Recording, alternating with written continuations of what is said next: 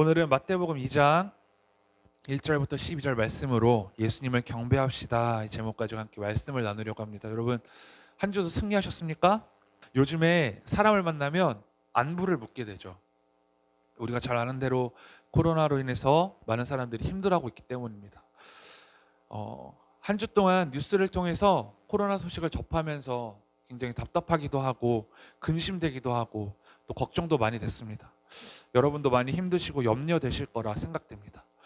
그런데 한 주 동안 하나님께서 저에게 개인적으로 이런 마음을 주셨습니다. 지난주에 설교를 나눴던 것처럼 내 눈앞에 놓여져 있는 불안하고 두려운 상황을 바라보면 당연히 불안하고 두려울 수밖에 없지만 그 문제를 넘어서 모든 것의 주인 되시는 하나님께 소망을 두면 우리는 어려운 시기를 경험하고 있지만 두려움과 불안한 마음에서 평안한 마음을 오히려 주실 것이라는 마음을 저에게 개인적으로 주셨습니다.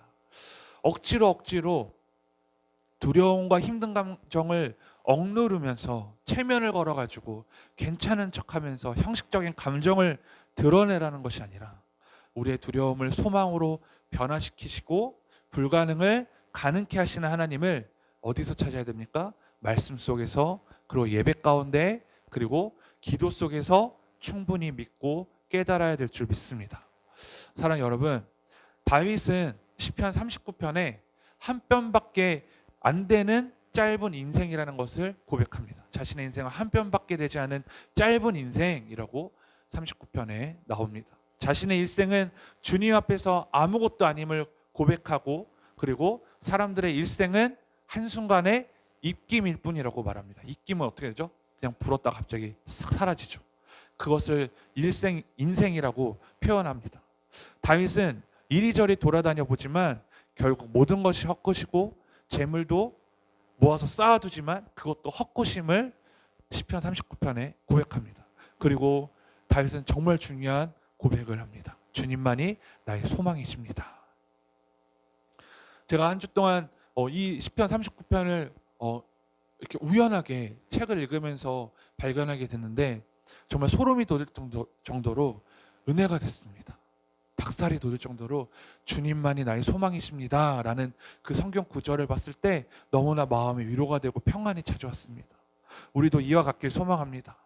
다윗의 고백을 뛰어넘어서 다윗의 고백을 통해 내가 듣고 그렇게 느끼는 것이 아니라 이제는 내가 삶 속에서 나와 하나님과의 관계에서 개인적인 믿음의 고백이 있어야 됩니다.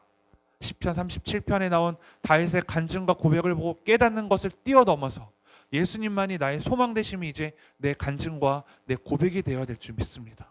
예수님께서 내 죄를 해결하시기 위해서 십자가에 못 박혀 죽으시고 다시 부활하시기 위해 이 땅에 오셨습니다. 그 일이 얼마나 큰 힘이고 우리에게 용기가 되고 얼마나 우리의 소망이 됩니까? 여러분, 얼마나 큰 기쁨입니까? 하나님의 아들이신 예수 그리스도께서 나와 함께 하시기 위해, 나를 구원하시기 위해 이 땅에 오심을 깊이 묵상하고 믿는다면 우리의 걱정과 근심은 저절로 예수님께 맡기게 되며 예수님께 소망을 둘 수밖에 없는 것입니다. 그래서 소망 되신 예수님이 이 땅에 오심을 우리가 함께 경배하며 또 오늘 말씀을 함께 나누겠습니다. 여러분, 이제 곧 성탄절이 다가오죠. 우리는 지난 4주 가까이 대림절을 함께 보냈습니다. 대림절 기간 동안 주일 예배 설교 주제도 예수 그리스도의 오심을 주제로 함께 예배했고 또 교회에서 함께 진행했던 요한복음 필사 여러분 열심히 하고 계시죠? 네, 요한복음 필사 열심히 하고 계실 줄 믿습니다. 제가 열심히 하고 있는데 손가락에 굳은 살이 보일랑 말랑 할 정도로 지금 열심히 하고 있는데 진도는 잘 안 나가요. 네, 그냥 열심히 하고 있습니다. 어찌됐든 대림절 첫 주에 했던 질문을 여러분에게 다시 한번 드리고 싶어요. 대림절 그 첫 번째 주간 때 제가 설교 때 여러분에게 했던 질문이 바로 이 질문이었어요. 여러분에게 성탄절은 어떤 의미로 다가오십니까? 이 질문이었습니다. 또 성탄절을 위해 무엇을 준비하고 계십니까? 이 질문이었습니다. 아직도 사람들이 만들어 놓은 상업적인 크리스마스를 기다리고 계시지는 않을 거라고 저는 믿습니다. 오늘 말씀을 통해서 예수님을 믿는 우리는 어떤 마음으로 성탄을 준비해야 되는지 우리 마지막으로 점검하며 주님 앞에 나아가길 원합니다. 지금으로부터 약 2000년 전에 하늘의 수많은 별 중에 유난히 크고 반짝이는 한 별이 있었습니다. 누가 봐도 수많은 별들 중에 더 특별하고 더 반짝이는 이 별을 발견한 사람들이 있었죠. 그 사람들은 바로 동방박사들이었습니다. 동방박사들은 당시에 별을 연구하는 천문학자와 별을 보고 점을 치는 점성술사에 종사하는 사람들이었습니다. 그런데 동방박사들은 이 별이 예수님의 탄생을 알리는 별이라는 것을 알게 되었던 것이죠. 그래서 별이 알려주는 왕을 만나고 싶어서 새로운 왕에게 드릴 예물 3가지를 준비하고 별을 따라가기 시작했습니다. 그 예물은 무엇이었습니까? 황금과 유황과 몰약이었던 것입니다. 황금은 우리가 잘 아는 대로 금이죠. 그런데 이 금을 왜 갖고 갔을까요? 금이 의미하는 것이 있지 않겠습니까? 황금은 왕권을 의미했어요. 왕권. 그래서 황금은 왕권을 의미했기 때문에 이 동방박사들이 황금을 가져갔고요. 유향은 무엇이냐? 아라비아 지방의 관목에서 채취한 향기로운 송진으로서 제사를 지낼 때 사용하는 것이었습니다. 아라비아 지방의 관목에서 채취한 향기로운 송진. 그래서 제사를 지낼 때 사용했는데요. 유향의 의미는 바로 신성을 의미했어요. 신성. 그러면 마지막으로 뭐죠? 몰약입니다. 몰약은요, 시체를 염할 때 사용하는 방부제였습니다. 시체를 돌아가셨을 때 그 염을 하잖아요. 그때 사용하는 방부제로서 매우 귀한 신분을 가진 사람, 그분이 죽었을 때만 시체에 바르는 고가의 값비싼 물품이었던 것입니다. 예수님은 하나님의 백성의 죄를 대속하기 위해 십자가에 못 박혀 죽으셨습니다. 그래서 몰약은 예수님의 순환과 죽음을 미리 준비하는 예물이었던 것이죠. 예수님의 순환과 죽음을 미리 준비하는 예물이 몰약이었던 것입니다. 이렇게 동방박사들은 3가지 예물을 가지고 별을 따라가기 시작했습니다. 그러다가 예루살렘 유대 땅에 도착했는데 그 예루살렘에는 당시 유대를 다스리던 왕이 있었어요. 그 왕의 이름은 바로 헤롯 왕이었죠. 동방박사들은 헤롯 왕에게 가서 물어봤습니다. 유대의 왕으로 나신 이가 어디에 있습니까? 그 아기가 어디에 있습니까? 우리가 별을 따라왔습니다. 그런데 동방박사들의 질문을 받은 헤롯 왕의 얼굴 표정이 좋지 않았어요. 왜 표정이 좋지 않았을까요? 헤롯은 자기가 왕인데 동방에서 온 박사들이 새로운 왕이 태어났다는 이야기를 하니까 황당했던 거예요. 헤롯 왕은 왕인 자기를 앞에 두고 다른 왕을 찾는 동방박사들의 모습에 기분이 나빴던 것입니다. 그런데 그때 동방박사들이 다시 한번 이야기했습니다. 헤롯 왕이요, 우리가 보았습니다. 분명히 보았습니다. 유대인의 왕이 태어났습니다. 그러자 헤롯 왕은 그 말에 또 화가 나기 시작했던 것입니다. 그래서 당시에 성경을 잘 아는 대제사장들과 서기관들에게 도대체 이 일이 어떻게 된 일인지 당장 알아보라고 했습니다. 그랬더니 대제사장과 서기관들은 성경 미가서에서 예언된 것을 찾았던 것이죠. 성경 미가서에 예언된 예언에 따라서 그곳이 베들레헴이라는 것을 알게 되었던 것입니다. 그곳이 어디입니까? 바로 예수 그리스도가 탄생하신 곳이죠. 예수님이 태어나시기 전에 쓰여진 구약성경 이사야에도 예수님이 이 땅에 태어나실 것이 예언되어 있던 것입니다. 그런데 그 예언은 예수님이 태어나시기 전에 몇 년 전에 예언된 것입니까? 700년 전에 예언된 거예요. 이사야에 나왔던 말씀은 700년 전, 예수님이 태어나시기 700년 전에 유대 땅 베들레헴에서 예수님이 태어나실 것이 예언되었던 것이죠. 사랑하는 여러분, 이처럼 구약에 예언했던 하나님의 말씀이 성취되었습니다. 이루어졌어요. 하나님은 백성에게 하신 언약의 말씀은 반드시 이루어지는 신실하신 분이심을 우리가 믿고 따라야 된다는 사실입니다. 우리가 읽고 있는 성경책에 기록된 이 하나님의 말씀들이 성취될 것을 믿고 기다릴 줄 알아야 됩니다. 여러분, 우리가 지금 경험하는 것들 굉장히 중요하죠. 여러분 지금 어떤 마음이세요? 여러분 마음에 어떤 감정이 지금 들고 계십니까? 어떤 감정을 가지고 이 자리에 오셨습니까? 어제는 어떤 마음이 드셨어요? 엊그제는요? 한 주 동안 어떤 일들이 일어나셨습니까? 내가 느끼는 지금의 감정 굉장히 중요할 수 있어요. 하지만 지금 경험하는 것들과 느끼는 감정보다 더 중요한 것이 있죠. 그것은 무엇입니까? 내 삶의 앞으로 일어날 하나님의 언약의 말씀이라는 사실이에요. 그래서 우리는 지금 내 상황을 바라보고 살아가는 것보다 하나님의 말씀이 내 안에서 역사되어지는 것을 바라보며 나아가야 된다는 것을 여러분 믿으시기 바랍니다. 미가서 5장 2절에 쉬운 성경으로 한번 볼까요? 이렇게 나옵니다. 그 베들레헴 에브라다야, 너는 유다 족속들 가운데서 가장 작은 마을이지만 내게서 이스라엘을 다스릴 지도자가 나를 위해 나올 것이다. 그가 아주 먼 옛날, 멀고 먼 옛날로부터 온다. 이렇게 쉬운 성경에 미가서 5장 2절에 나옵니다. 구약 성경이죠. 미가서는 예언됐던 거예요. 이 말씀이 예수님이 태어나시기 전에 예언되었던 말씀이셨고 말씀이었고, 예수님은 이 말씀대로 작고 작은 동네 베들레헴에서 태어나셨어요. 하나님의 말씀이 어떻게 된 거예요? 성취되었던 것입니다. 예수님은 어디에서 태어나셨습니까? 우리가 잘 알지만 다시 의미를 새겨보면 온 세상의 주인이신 하나님의 아들이 작은 동네, 정말 작은 동네였어요. 베들레헴에서 나셨고, 오늘날 좋은 호텔이나 좋은 산부인과가 아니라 말들이 밥을 먹고 쉬는 말 구유에서 태어나셨다는 것입니다. 예수님께서 태어나신 곳이 말구유라는 사실만 봐도요, 예수님은 자신이 대접받고 누리기 위해서 이 땅에 오신 것이 아니라는 사실을 우리가 알 수 있는 것이죠. 작고 초라한 곳에서 태어나신 예수님은 자신의 일생을 아프고 힘들고 가난한 자들을 위해서 사셨고, 소망이 없는 자들에게 그 생명의 말씀을 전해주셔서, 복음을 전해주셔서 소망을 얻게 하셨으며 우리를 구원받게 하셨다는 사실입니다. 그분은 정말 작고 초라한 곳에서 태어나셨다는 거예요. 그리고 그 사실은 예수님이 태어나시기 전부터 하나님의 예언된 말씀이 이루어졌다는 사실입니다. 사랑 여러분, 예수님이 어디서 태어나셨다는 것, 그냥 말구에서 태어났어요 라고만 생각하면 될 게 아니라, 그 예수님이 말구에서, 작고 초라한 마을에서, 베들레헴에서 말구에서 태어나셨다는 그 사실을 우리가 항상 마음에 깊이 새기면서 깨달아야 되는 것이 있습니다. 내가 예수님을 예배하고 사역하면서 나에게 주어진 환경은 걸림돌이 될 수 없다는 사실이에요.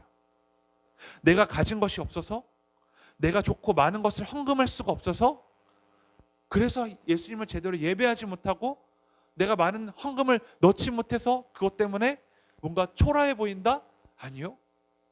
절대 아니에요.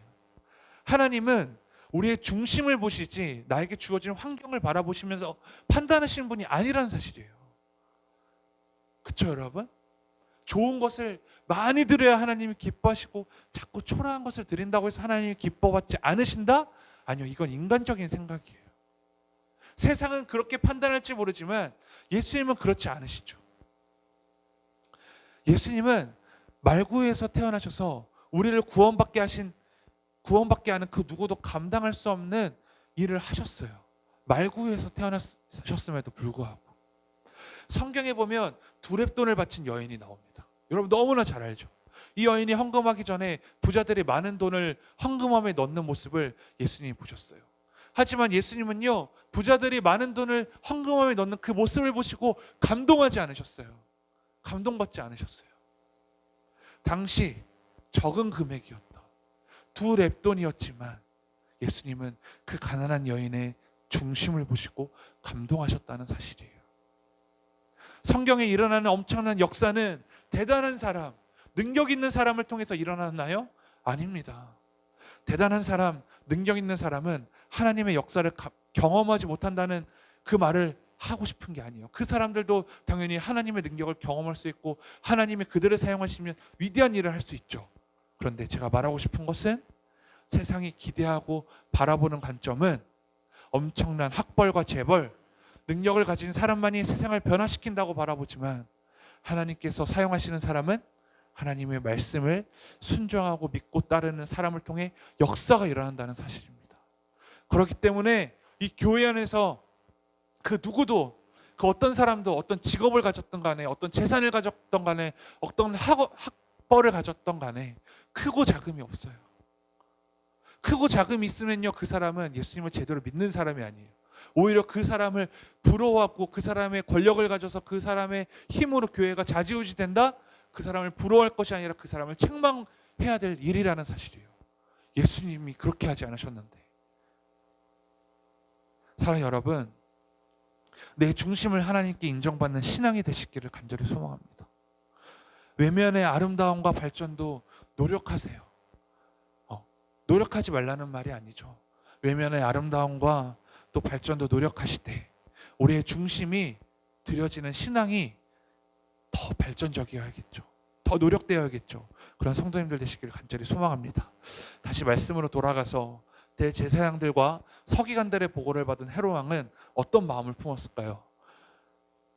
그 아이를 찾아서 죽여야겠다고 결심합니다. 태어난 왕에게 자기의 자리를 빼앗길 수도 있다고 생각했기 때문이죠. 자기의 자리가 위태롭다고 생각했던 거예요. 하지만 아기를 찾아내서 죽이겠다는 마음을 꽁꽁 숨긴 채 동방 박사들에게 아기 왕을 찾으면 나에게도 알려달라고 말합니다. 찾아가서 경배하겠다고 거짓말까지 하죠. 예루살렘을 나온 동방 박사들은 다시 별을 따라서 베들레헴으로 가기 시작했어요.